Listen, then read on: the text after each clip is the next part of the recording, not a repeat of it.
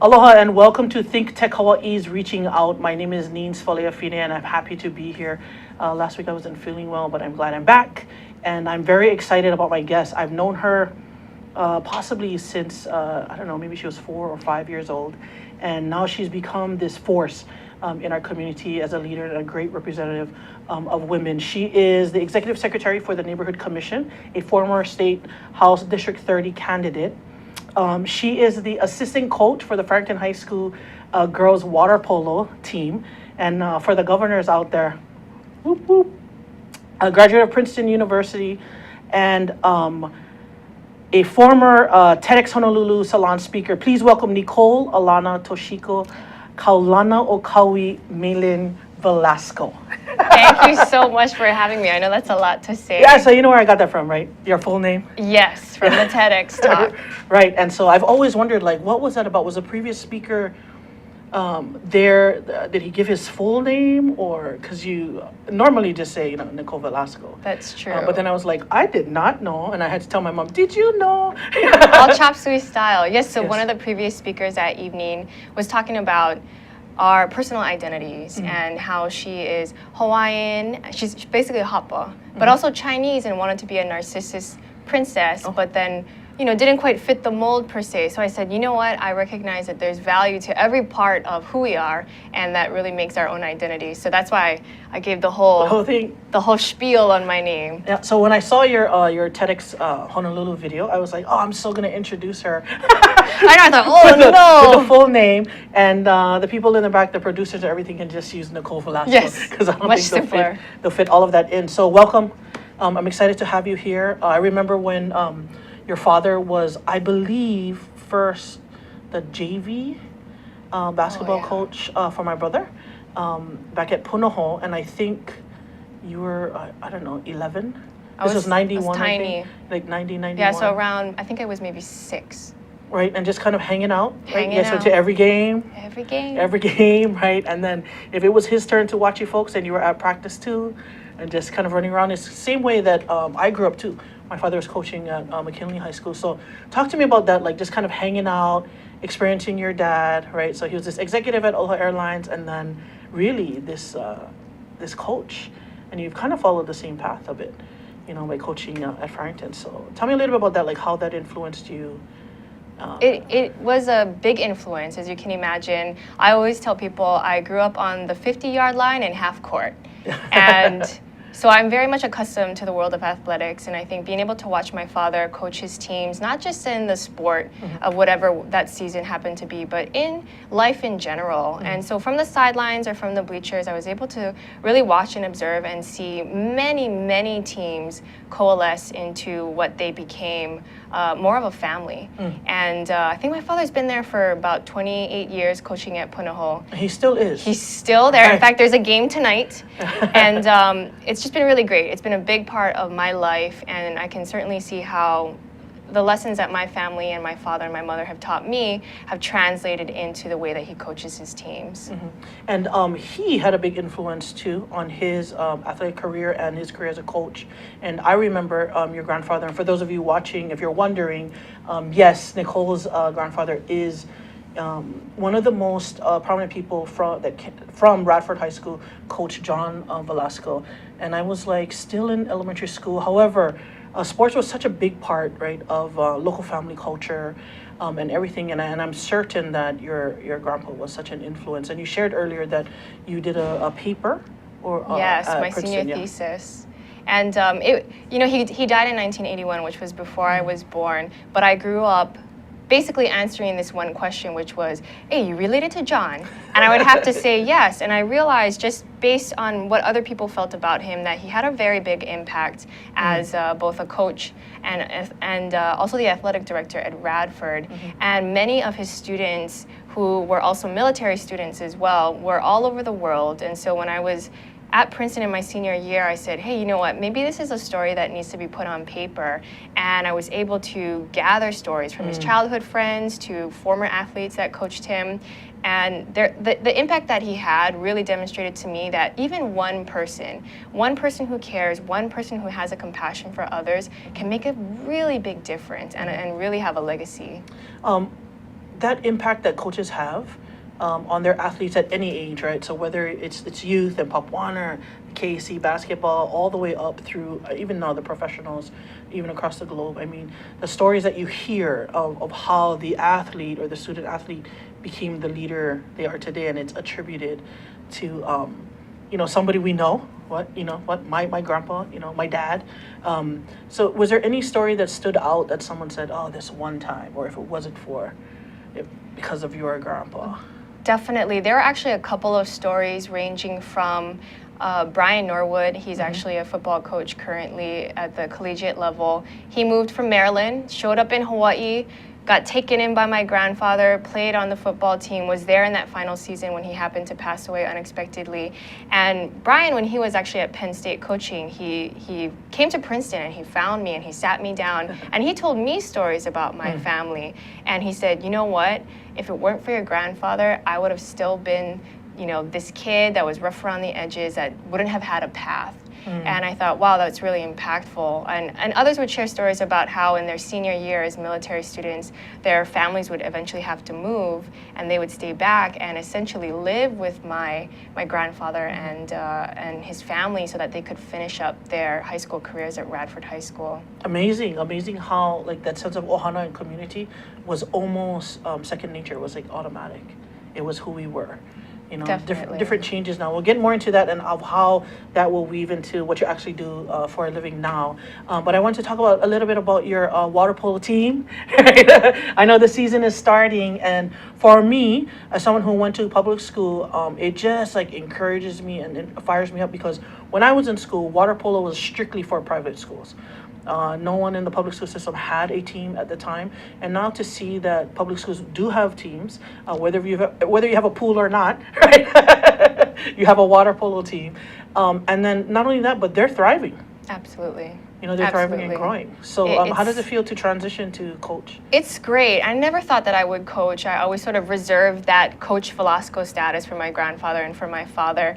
But it's one of those things that it just kind of came naturally. And so when I moved back to Hawaii, I realized, oh my gosh, Farrington has a water polo team. Still no pool to this day, which we'd love to have one. But the team was being developed, and I thought, in whatever way I can. I mean, I played water polo as well, but I was not the best athlete. But I thought, I must support this, especially in Kalihi, which is where I'm from, and to make sure that these young women, it's the women's water polo team, are supported and that they are able to thrive in this burgeoning sport, which now is actually extremely successful in the OIA. And I know quite a few girls that have gone on from high school to play on collegiate level, so definitely there is a spot for Hawaii athletes to be in water polo. Absolutely. Right. And I really am, for those of you that don't know, Nicole is she might have went to Polo, but she truly is a Kalihi girl. That's true. Our family has not moved from Richard Lane since 1937. Wow. So it's been a while. It's been a while. Just a little bit.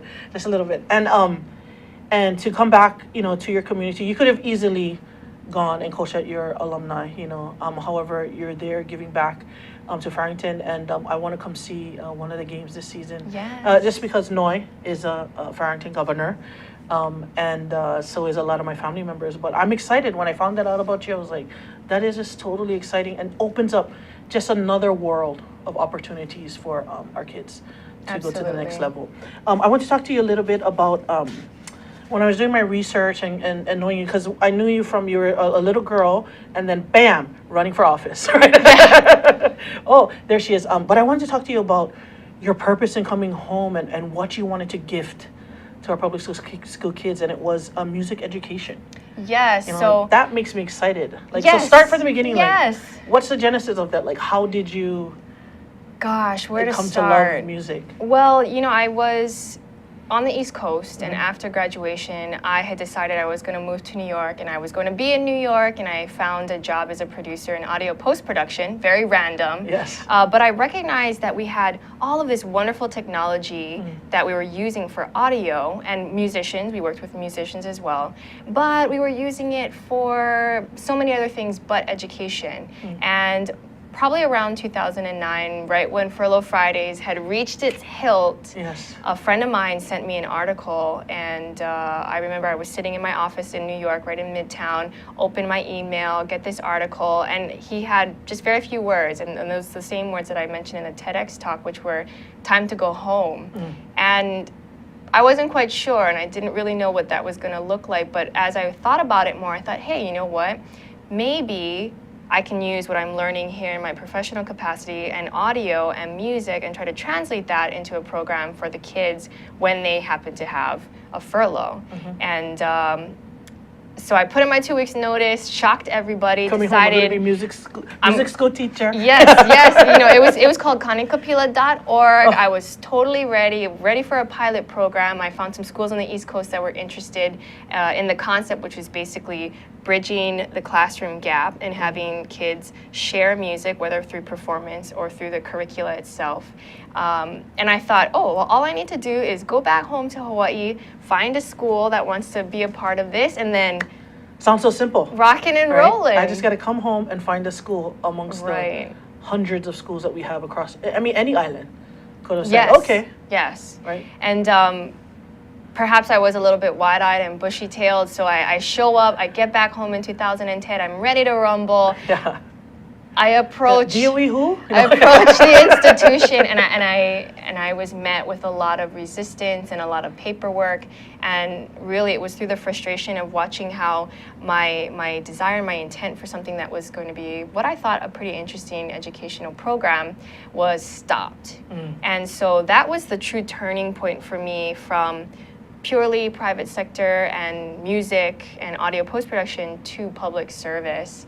And I would say that really happened because I was a little bit mad. I was a little bit upset. Sure. I thought, oh no, I've got these schools waiting back east. They're really excited to connect with a school back in Hawaii, but I can't, for some reason, I can't get that off the ground. Yeah, like how do I penetrate this wall? Right. And here I am thinking, I'm coming back home. It shouldn't be hard. Great idea. It's music, teaching kids, plus technology. Exactly. Right? Who doesn't love that idea? Right. I'm thinking, who doesn't want something like this? But what it taught me is that, I had to learn more. I need to come back, and even though I am from here, really get a closer look at what's happening at the institutional level. And so that's where I transitioned into public service, and out of my sort of disappointment, I ended up working for the House Finance Committee and getting a real awakening, so to speak, about what was really going on and how maybe it's not exactly the time for a music education program, and we need to start working more on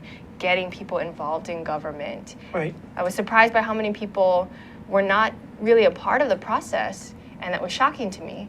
So I sort of veered in a different direction. So the same way when you read your article, it was Furlough Fridays. I already moved home about 5 years ago, and it was that same issue and more when I told myself it's time for me to get involved more than just showing up on election day and checking my box. Right. And so I feel you when you say like, I just was coming home, I had this great idea. Who does right? Right. I had a perfect plan of how do I move home to Hawaii. Yes. Like this, right? It was all figured out. Right. And what happened? so it's still on the burner, right? Still on the burner. There. Still on the burner. And it could probably evolve in a lot of different ways. But I realized, especially once I was working inside the House, that our real problem is accessibility to government and making sure that there's a proper exchange of government to people and people to government. I was really surprised by how so many big decisions are made by so few, and how sometimes that process is so confusing for the public. It was confusing for myself, even though I was working inside the building. So I learned a lot in that very short time. One thing about music, I was having a conversation with my elementary school classmate. We went all the way through high school, and she's been having some challenges in life, and so we're just kind of reflecting on like good moments, good times in our life, and the one thing that kind of got us through any awkwardness or any uncomfortableness of going to school and becoming a teenager was band. It was Definitely. band. Like band was our sanctuary. It kind of saved us. And people might be laughing, but I know this is my peeps, right? However, it was that music, and not that, Not that I played my clarinet any better than anyone else. However, it just was just the whole experience of creating music as a whole. Yeah, absolutely. You know, and so what isn't that a great idea? Yes, and the other thing too is I recognize that because of all the budget decisions, a lot of the arts were being cut. And I felt that that was really to the detriment of the students. What an opportunity, an additional way for them to express, to learn, to grow, to thrive. And so it really made me sad that they didn't have, there wasn't any other way that they could get the arts. So I thought, well, I'll just try my best to provide that for them. Right, and then missing that, especially if people from decision makers are watching. I'm going to talk about this just a little bit more, like how important the arts are in public schools. For me, my children went to public school, and in order for them to get more art-related curriculum, you know, we pay for them to go to another school. You know, and then I think about the other families who are unable to afford. You know, we send my boy to improv school. You know? Wonderful. I know. That's great. It's so cute, and it's hilarious when the kids come up with their, you know, one-liners, and yet it builds confidence, public speaking, you know, all of that richness that comes from the arts, and yet it's getting cut. There's huge gap, right? So we talk about like the tech divide and people not involved and accessibility, even when it comes to art. Absolutely. You know, absolutely. There's the haves and the have-nots, which just, it gets me riled up and it gets me pissed off. You know, I must agree with you. I've kind of come from the same place. A lot of my decisions professionally have come from moments where I was mad, where I thought, I can't believe this is happening. I can't believe that this is how we're going to solve our problems. This really doesn't By seem to cutting work. the programs? Right. Yeah. That doesn't make any sense to me. And Right. so, you know, a lot of my decisions have come from a place where I thought, you know what? We have to provide. We have to figure it out, and we have to provide as best as we can. And, you know, to the decision makers' credits, I know they are trying, and sometimes they have to make the hard calls. Sure. But by and large, I would say we all have to really look at what our values are, especially here in the islands. We have a very unique and special value set, and making sure that we hold tight to that and Right. try to perpetuate that through all of our decisions. And arts, I mean, we talk about our host culture, arts, music, dance, it was all part of the foundation. We're going to take a commercial break right now, and when we come back, we're going to talk about the neighborhood board and how you can get involved. Aloha. Okay, I'm Jay Fidel, that's Ray Starling. We co-host a show called Hawaii, the State of Clean Energy, every Wednesday, 4 to 5 p.m. It's really interesting. You know, Ray has a way of unzipping these guys. He asks them these questions, and all this stuff tumbles out, and we find out stuff we would never know about without Ray's questions. Thank you, Ray. You're welcome, Jay. I'm very pleased to be your Ed McMahon every Wednesday at 4 o'clock here on the internet. So you can join us and see what's happening in the energy world, and there is a lot going on. So join us every Wednesday at 4 o'clock. Yeah, come around, be energized right here on ThinkTech. Aloha. Welcome back. We're with Nicole Velasco, the Executive Secretary for the Neighborhood Commission. And what we're going to talk about now is how you can get more involved. And you touched upon that, right? When you came home with this great idea, and I agree with you, and then felt some resistance and realized, wait. Before we can do this, we have to get people to do this, like get involved. Right. Getting involved. It was one of the things that, you know, we as an island culture, we are very involved in our own ways with our family, with our neighbors, with our close communities. But when it comes to transitioning that same passion into government and civic engagement, sometimes we're missing that link. Right, and you know, so for me, a lot of my work is around political campaigns and just getting the word out. And so for me, again, once again, it's a very, you know, passionate issue, right? Voting, right, and women voting. Yes. Oh, I mean, if you just want to like just get me riled up, there's normally I'm mellow, right? But if you ever just want to like poke the lion, it's that. Right, it's like I'm a woman and I don't vote. It's like, what? Let's have a conversation.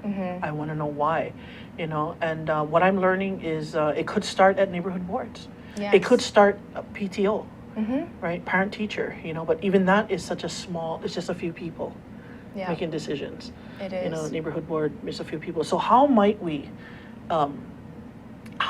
get more people involved in their neighborhood board?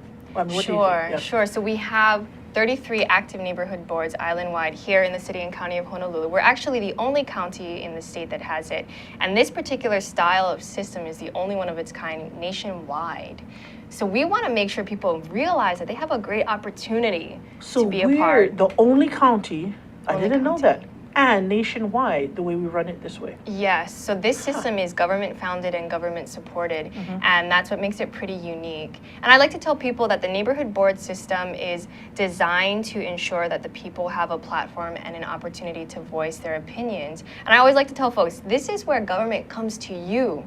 Now we're in your house. Now we're before you, and it's your chance to tell us what we're doing right, what we're doing wrong, and the things that each neighborhood may possibly need. Right, where some people may not even know that when you go to your neighborhood board meeting, there's a representative from HPD, a Hawaii Fire Department, the mayor's office, your representative might be there as well, or someone from their office, and it's your opportunity to tell them face to face, like hear their report of what happened from that meeting to that meeting, and ask them some questions like, hey, or let them know Yes. what's been going on. Yes, a lot of folks are surprised to be sitting next to their council member Yeah. in the meeting. They say, oh, wow, I didn't realize they're going to be here. I say, yes, and that's the opportunity to talk to them one-on-one and let them know what's going on. Right. I was having conversations like how might we get more people to vote, and my theory is that we have to get people to care first about their lives, right?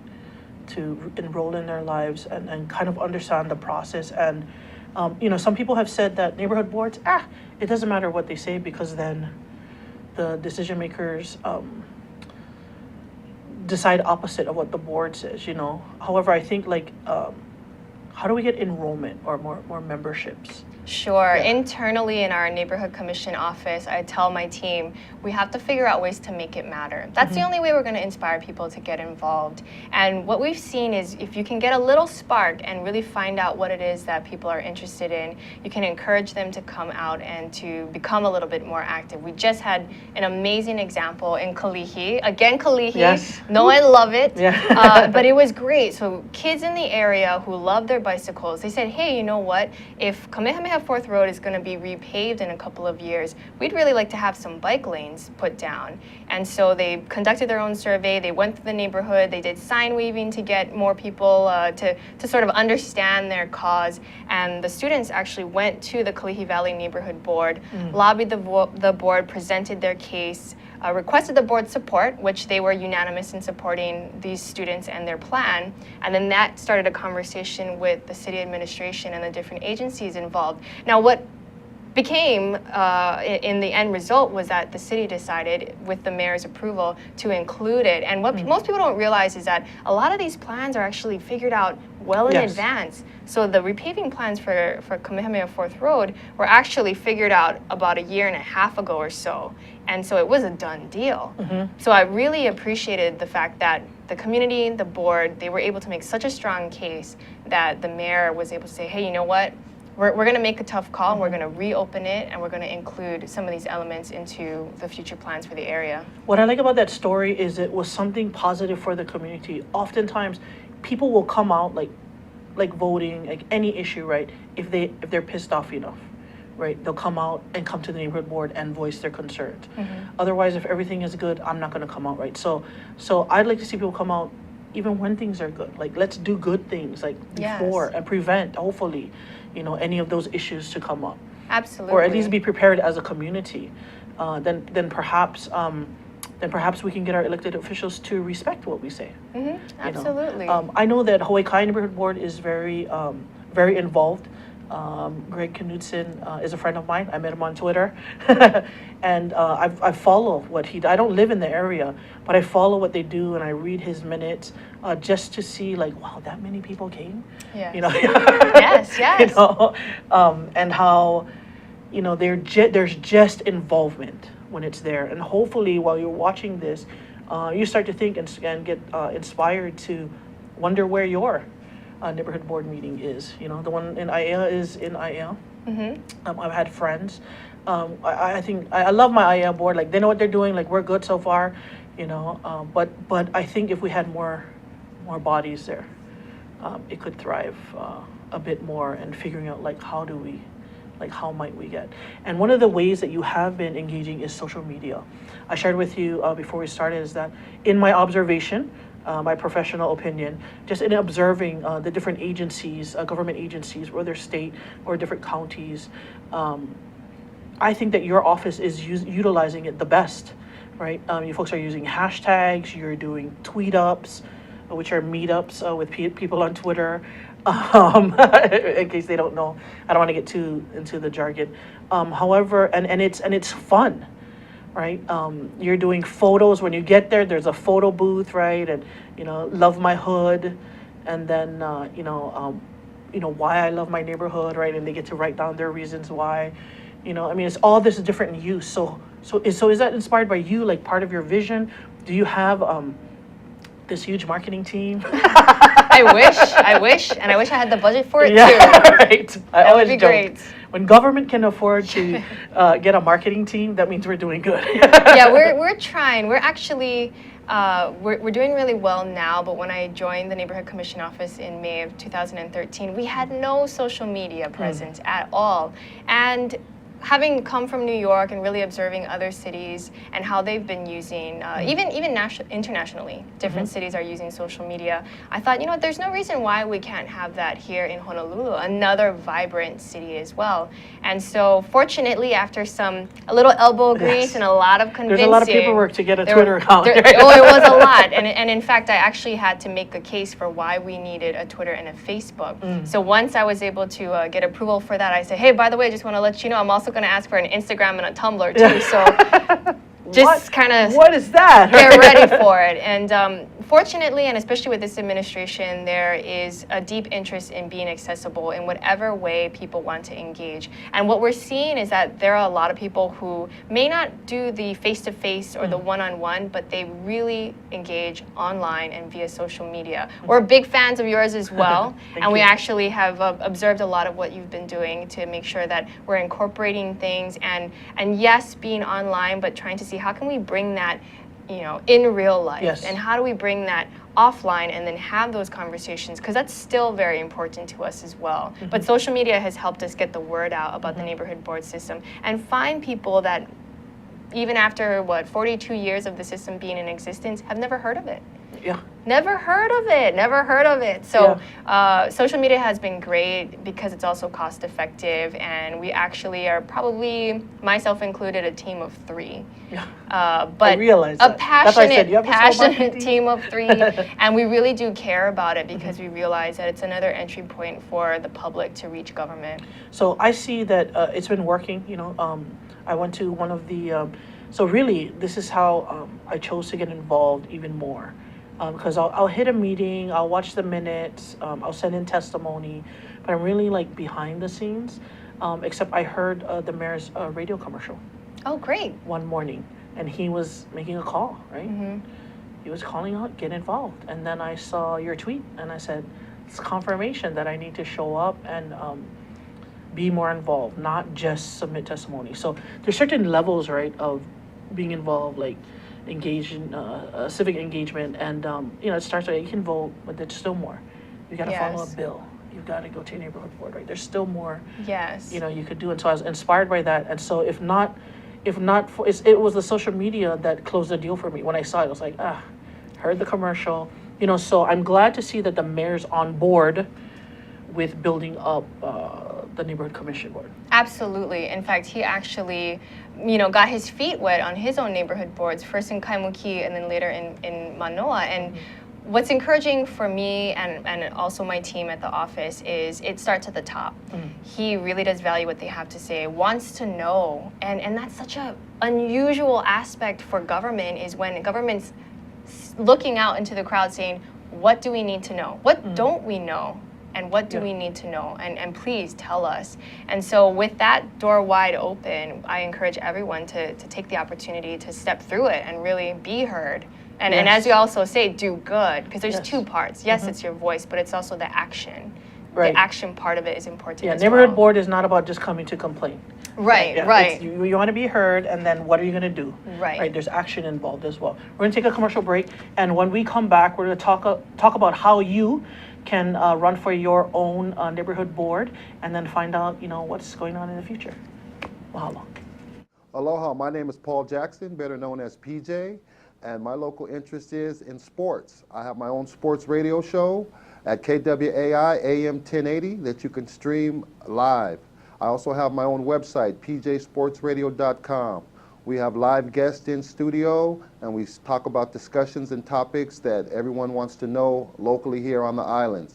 We cover everything from surfing to basketball to whatever's going on locally, sports-wise. We try to do our best and cover the topics in depth as much as we can. Once again, thank you for joining PJ here on Hawaii Sports Update. Mahalo. Aloha and welcome back to ThinkTech Hawaii's Reaching Out. I am Nennz Faleafine, and I'm here with the amazing Nicole Velasco. And what she's going to share about right now is how do you get involved with your neighborhood board. And even if you're the type that needs to be in charge, you can also run. Absolutely. This is a great time. Every odd number year, we actually enter our neighborhood board election period, which we're in right now. Mm-hmm. And currently, we're accepting candidates from all over the island of Oahu to register for their neighborhood board. And it's pretty simple. You just got to be 18 or 18 years of age by February 20th. Okay. Have a passion for your community and be able to demonstrate residency. And that includes military personnel, their families, and legal resident aliens. So we really want everyone to get involved and to make it as easy as possible. So really the net is wide, right? You've got to be 18 by February 20th. You know your birthday, right? You have to have a passion for your community. Yes. Right? Just passion for where you live. And if you're like me, Nicole, I'm sure we love living in Hawaii, and we love Hawaii. It's why we get emotional. That's true. That's true. Right? Because we care. And then that's it. Go sign up. Yep. Right? And where can they sign up? They can sign up online at our website. It's honolulu.gov/NCO. And another link that will take you directly to the candidate application is bit.ly/NCO elect. Yeah, bit.ly shortener. Yes. Yeah. So just spell that out. bit.ly/NCO elect. Right, so I hope that everyone that's watching, and even if you're watching the replay, toss your hat in the ring. I did. I'm a little nervous. Whether or not it happens for me, I'll still be involved and somehow contribute. So what I want to know is what's next for NCO? So you folks got, the elections are coming up. What's your big vision? What's your ideal? If everything just worked out. Well, so many things. But right now, we want to see as many candidates registered as possible. We're actually ahead of where we were 2 years ago. Okay. And that is in large part to social media and our PR team that's in-house. And once February 20th hits, then we're going to go into our get out the vote period and really help our candidates figure out, okay, how do I do that? How do I encourage my community to vote? And then voting will start from April 24th through May 15th. Okay. And then from there, right after elections, our board will be installed, for all of the different boards island-wide. And then it's go time. And then it's time to get down to business. Time to get to work, right? Right. Let's And repair to our start roads. meeting, Yes. fix the potholes, fix the street, all of that kind of stuff. So we just want to make sure that we cast a wide net, as you had mentioned, and involve as many people who really care and get them involved. Make sure that they understand that this opportunity is available to them. Right. One thing, where I live at, we have a great board. We also have an association. We have a parade during Christmas, so I am pretty involved in, what's going on. Are there any areas where you'd like to see more involvement? Sure. If we could look into the camera and be like, hey, come on, guys, and really everyone on the island of Oahu, please sign up to be a candidate. But also one of the things that we've been noticing is that when in areas that happen to have hot topics or development, people tend to be more involved. In our older neighborhoods that may not be as heavily developed at this time, they tend to sort of slow down in certain ways. But we would like to see a lot of people. I'm encouraged to see our west side. Our west side, they have very vibrant communities, and we'd love to see more of those people involved in the neighborhood boards as well. Yeah, I had my other guest, Liberty Peralta. She grew up on the west side. I have several friends from there, very successful. So there are a lot of leaders on the west side of our island that are almost like hidden gems. Oh, yes. Yeah, and it's just the nudge, right? Keep going, get involved. And a lot of them, I don't think they know that they can. Right, know? right. A lot of people just didn't realize the system existed, and word of mouth has kept it going since 1973. But now we really find, and opportunities like this are really helpful for us, so that more people can find out about it and get involved. And particularly our newly minted 18-year-olds, we've actually reached out to a variety of schools and want to make sure that our students and our youth know about it now, so that when they are eligible, that they can run as well. Well, I hope to see that the neighborhood boards are thriving so much that there's this junior board, right, of kids. Right? That would be great. Under 18, and they also operate, in connection with the adult board, right? And then they can just kind of jump in. Like there's a neighborhood junior board. That would be ideal. This is actually the first time that this office has created a relationship with the DOE, and as you can imagine, from the beginning to now, it's the music education we've come quite a way. We've come quite a ways. Yeah. But we really were fortunate to find some kindred spirits at the DOE who allowed us to be a part of their student leadership conference this past summer and meet probably the future of the state. Yes. At one time, and to share and to teach them a little bit more about the board system, and whether they get involved that way, I think the future is promising, and I'm looking forward to that. Right, and even if they just some kind of involvement, right? I mean, neighborhood board, leadership, youth leadership, sports. It's like any enrollment into your life. Yes, absolutely. Any enrollment into your existence here is just a positive thing, and that's where the disconnect happens, right? With me as an adult, right? Something happens, my heart gets hurt. I don't like. Right? Yes. that becomes It happens. And then until I'm inspired again, and some people haven't been inspired in a long time, and hopefully with this I love my hood, hashtag be heard, do good, like somehow they get inspired, because it's not just the kids, right, that are using social media. It's not just the kids that are using Instagram or Tumblr. It's my generation, and I'm almost 50. You look young. Thank you. And so we get it. It's how we communicate as well. And do you have any numbers that you can share? Like last year or 2 years ago we were here for elections, and this year we have this many. Well, this year that you're allowed to share. Oh, that we're allowed to share. Yeah. Right now we have 241 people registered as candidates. Wow. Which is leaps and bounds ahead, and we won't even mention the number from 2013, but it's leaps and bounds. And what's encouraging is that about 50% of those people that are registered currently are brand new. So it means something is happening. Right. And it's exciting. We're just trying to keep that momentum and encourage people to see the opportunity and to understand that you really do have a voice, and it's important, and that we want to hear you. When I went to your tweet up at your office, I mean, I saw a lot of familiar faces. Former candidates for different offices, city council, I think it was, state rep, all the way down to like, hey, that guy, I know him from Twitter.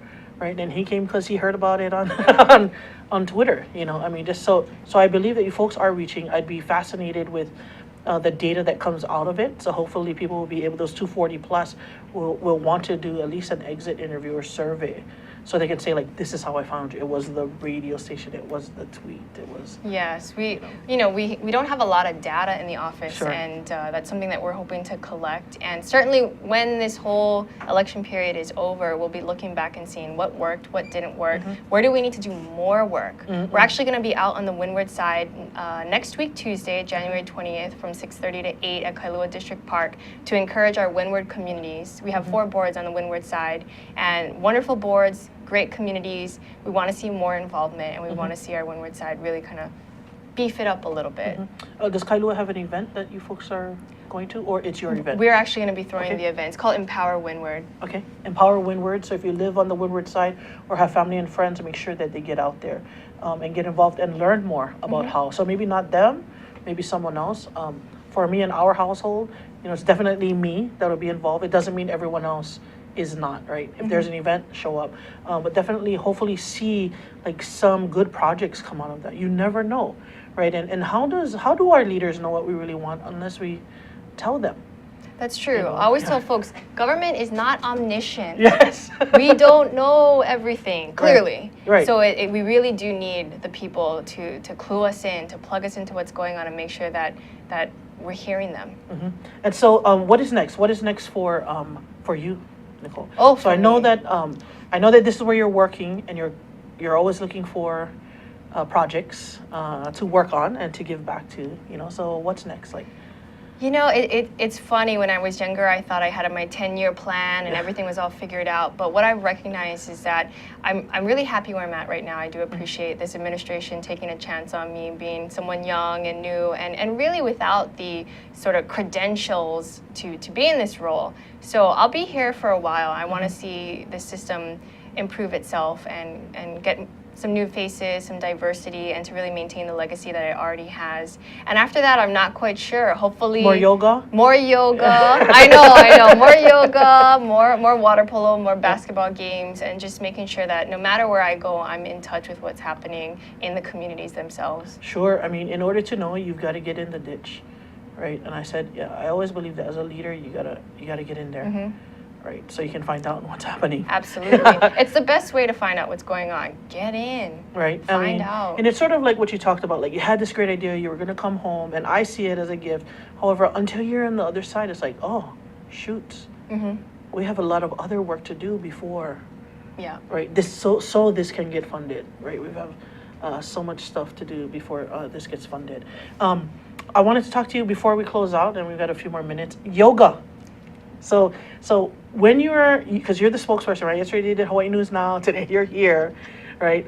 Neighborhood boards. I mean, it's tough, right? To go, to recruit, to enroll, right? So I'm gonna guess that yoga, because I've seen some of your photos, like, is your go-to serenity. Yoga has, through college, actually through high school, I started doing yoga in high school, and yoga has always been an opportunity to return back to center, to really recalibrate, because so often we get pushed and pulled in so many different ways that it's hard to find our center again.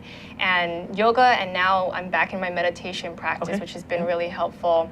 It really keeps me going. You know, it helps to ensure that I'm able to continue serving, because self-work is just as important, and that's something that I've invested in to make sure that I can go out and serve, that I can do my best job, and make sure that I perform to my highest level. So yes, yoga has, you know, helped me. I bend so I don't break, basically.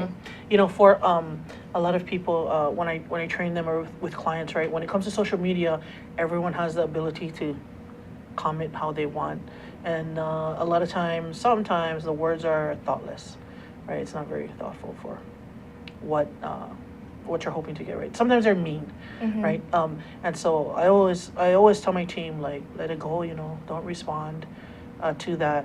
And just when you think you can't handle it and you want to type back, close your device, right? And then there's always Coors Light. That's what I said in the beginning. And now, as I'm getting older, you know, I say now, right, there's meditation, there's this other type of self-care, you know, go hiking, you know, so I can only imagine. So when I see that, I mean, that's what I do now, differently. And so when I saw it, I was like, oh, yoga must have been a long day at work. Yeah, usually. Well, I try to stay pretty consistent, because, you know, the work that you do in your professional life, everything has to be consistent. And so I can tell when I haven't gone to yoga, physically and mentally, and I can tell when I've decided, oh, I'm not going to meditate this morning, you know, I gotta go. It's important to take a step back and to really do that different type of connection. You know, we can do the digital connection, but we got to plug back into ourselves and to each other. Do you use any type of technology when you're doing your meditation? There's so many apps out there. There are a lot of apps. The style that I have is just your breath, and body scanning observations. So you don't need a whole lot. It's actually as low tech as it gets. But I do use, I think it's called Meditation Timer. And it's a simple app, and it just cues you in the beginning, and then it cues you out. And on days when I know I need to kind of stay on a schedule, I use the app. For me, I use an app called Vana. Oh, and I need someone to tell me.